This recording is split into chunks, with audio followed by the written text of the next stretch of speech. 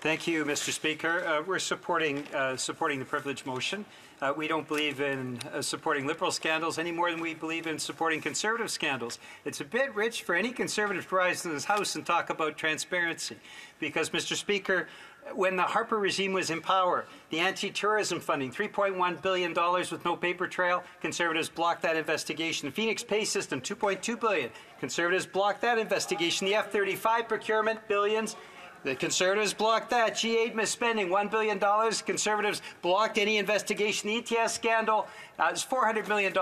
Conservatives blocked each one of those investigations. How can they talk now about transparency when they were so deplorable when they were in government? I know we're out of time, but the honourable member for Brantford-Brecken and respond. If that particular member were concerned about transparency and accountability, he'll vote to bring down this government.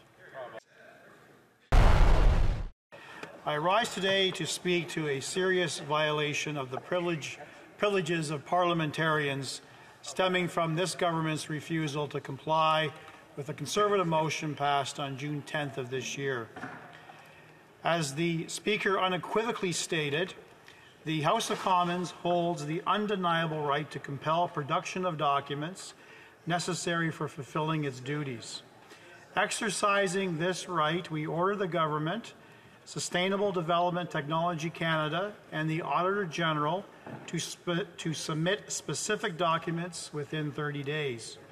These documents, created or dated since January the 1st, 2017, include all correspondence amongst government officials regarding SDTC, contribution and funding agreements involving SDTC, financial records of companies where current or former directors had ownership or financial interests, all conflict of interest declarations, minutes from the Board of Directors and Project Review Committee meetings, all correspondence between directors and management, and additional documents used by the Auditor General in preparing her report presented to this House on June the 4th, 24.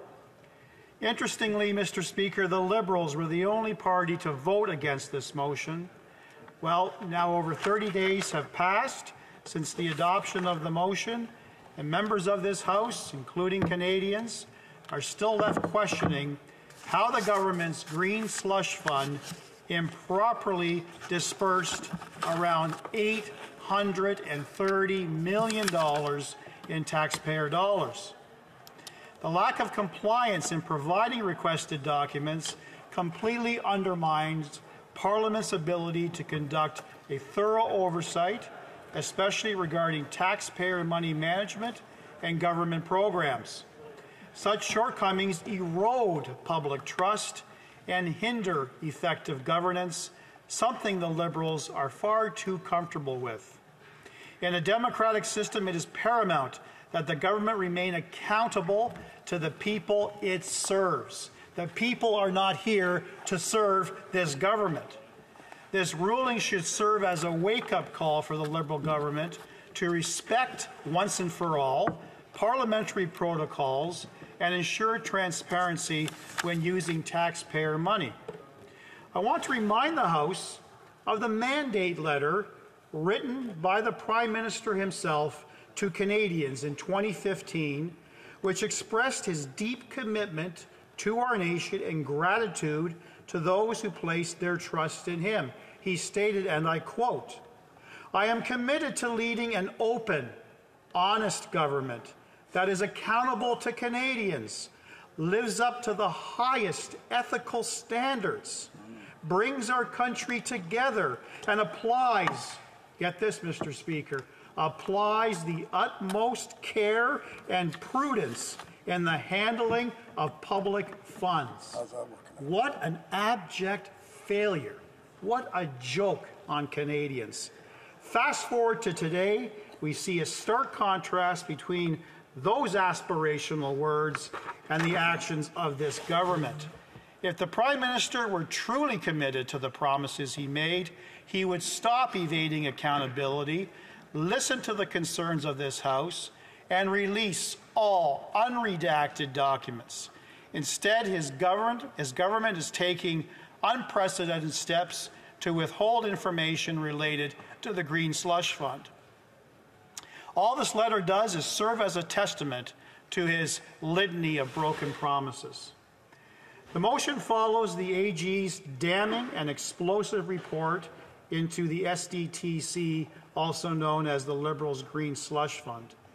The Auditor General only took a sampling of the funding and found that 82% of that sample was marred in conflict of interest, totaling $330 million. Clearly, there are secrets that the Liberals don't want Canadians to uncover. I wonder why.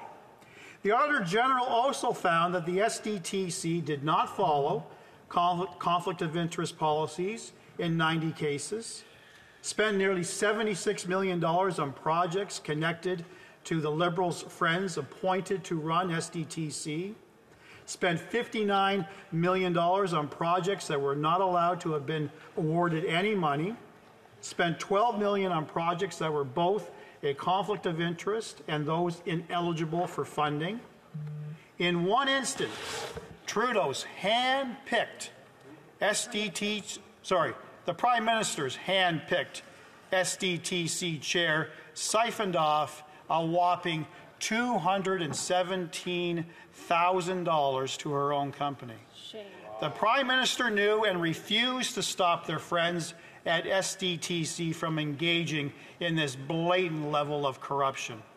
The AG made it clear that the blame for this scandal falls squarely on the Prime Minister's industry minister, who did not sufficiently monitor the contracts that were given to Liberal insiders. There's no such thing anymore under 9 years of this particular government of ministerial accountability.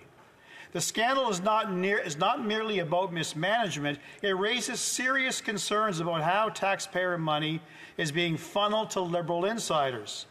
The findings indicate a systemic failure in oversight and governance within SDTC. The AG pointed out that significant funds were allocated without proper scrutiny, allowing conflicts of interest to flourish. The implications extend beyond just financial mismanagement. They highlight a culture within the Liberal government that seems to prioritize loyalty and connection with insiders over transparency and accountability to Canadians.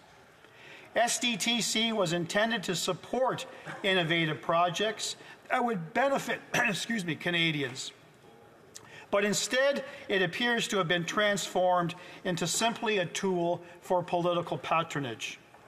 The fact that $123 million worth of contracts were awarded inappropriately only compounds those concerns. And how do they respond? The only way they know how to, that's mislead and deflect. Just last week, the government House Leader posted a video in response to our motion demanding the release of documents exposing the massive corruption, which we called on the RCMP to investigate. Instead of addressing the elephant in the room, the misuse of taxpayers' money, that member resorted to denial and deflection, absurdly claiming that by insisting on transparency and accountability, by handing over the documents, we as Conservatives are somehow attacking Canadian charter rights. This is a blatant attempt to shift focus away from the Liberals' reckless spending and corruption. To clarify for those at home who might be puzzled by the member's comments, let me make it clear the motion is solely about demanding the release of documents. It is not related to Canadian charter rights. And since when has anyone on the Liberal bench shown any real concern for defending Canadians' charter rights? Where was this supposed commitment when they invoked the Emergencies Act in 2022, only to be severely embarrassed by Justice Mosley in his federal court ruling by claiming that there were serious violations of the Charter? OK, je pense d'un appel au règlement. L'honorable député de... Point of order. Mr. Speaker, I don't want to cut off my honourable colleague in his speech, but unfortunately there is a telephone that is vibrating very close to the microphone, which means that the interpreters are unable to carry out their work properly. Thank you. Just put it on the seat. Yep. Larry, I think you're getting a tip on another ethics scandal. Maybe I am. All right. En espérant, hopefully the translation will have it. Awesome. The honourable member for Brantford Brant. Thank you. Thank you, Mr. Speaker. So I was talking about Justice Mosley's decision, clear violations under Section 8, Section 2B. Government claims that they are appealing this perhaps all the way to the Supreme Court of Canada. That remains to be seen. I see that my time is running rather low. We have 2 minutes still? Okay. Let's not forget that this is not a one-off when it comes to scandals with this government, and very similar in relation to withholding documents. Winnipeg lab scandal, classic example. Parliament explicitly demanded unredacted documents related to the firing of 2 scientists at the National Microbiology Laboratory, reportedly involving national security concerns. Yet again, the government refused to comply with orders of the House.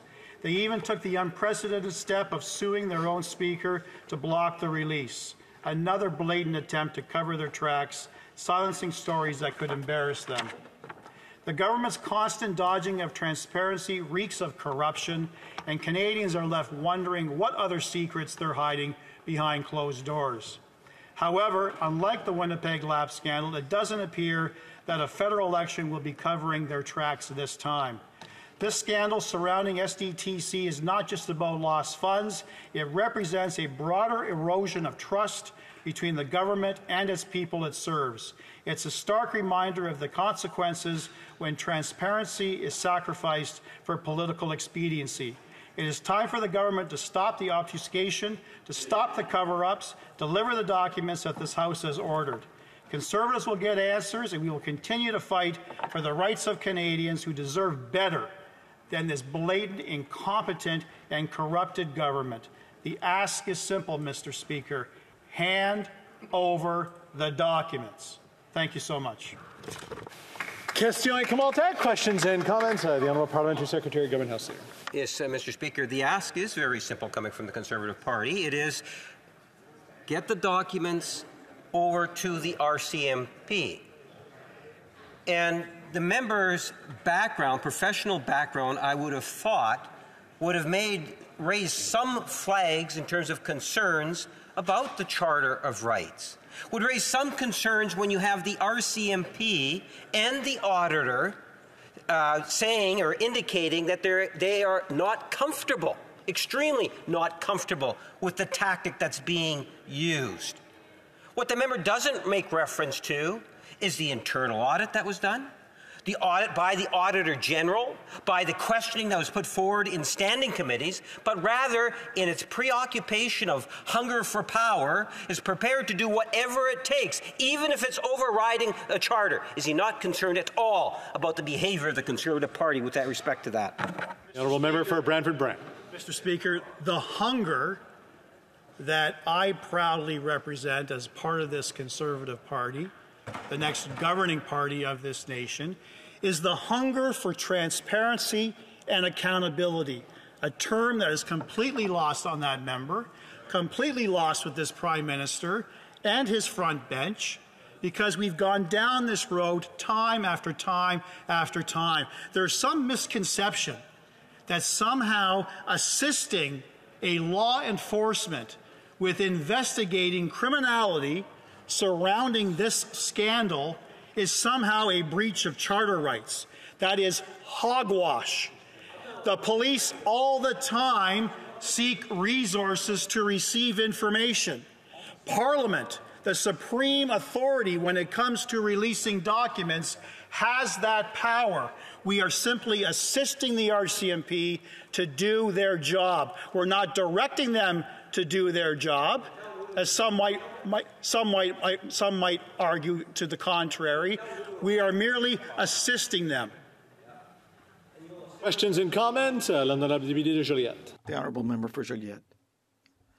Thank you, Mr. Speaker. Now, we know that those foundations were created by the Chrétien government in the 90s.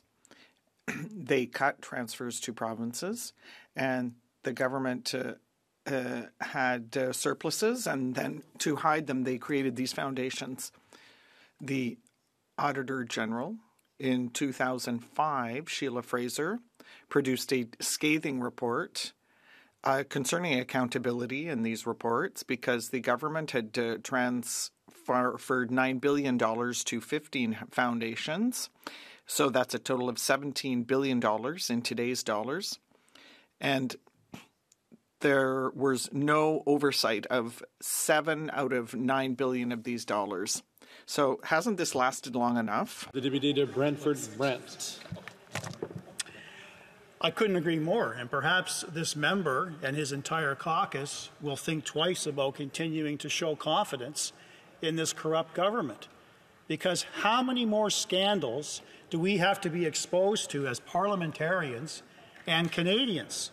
Let's not forget the very damning commentary that was captured on a secret tape between the whistleblower that exposed this corruption and, I believe, criminality, and the Assistant Deputy Minister for Industry, who claimed that this had the makings of yet another sponsorship-like scandal that brought down the Chrétien and Martin government. So I would hope that all opposition MPs who are listening to my comments and reflect on the words of the Assistant Deputy Minister will reflect upon that the next time a confidence motion is presented to this House to end this corrupt government once and for all. Hear, hear. And time for maybe a quick exchange. The honourable member for New Westminster Burnaby. Thank you, Mr. Speaker. We're supporting the privilege motion. We don't believe in supporting Liberal scandals any more than we believe in supporting Conservative scandals. It's a bit rich for any Conservative to rise in this House and talk about transparency. Because, Mr. Speaker, when the Harper regime was in power, the anti-tourism funding, $3.1 billion with no paper trail, Conservatives blocked that investigation. The Phoenix Pay System, $2.2 billion. Conservatives blocked that investigation. The F-35 procurement, billions. The Conservatives blocked that. G8 misspending, $1 billion. Conservatives blocked any investigation. The ETS scandal is $400 million. Conservatives blocked each one of those investigations. How can they talk now about transparency when they were so deplorable when they were in government? I know we're out of time, but the honourable member for Brantford Brecken and respond. If that particular member were concerned about transparency and accountability, he'll vote to bring down this government.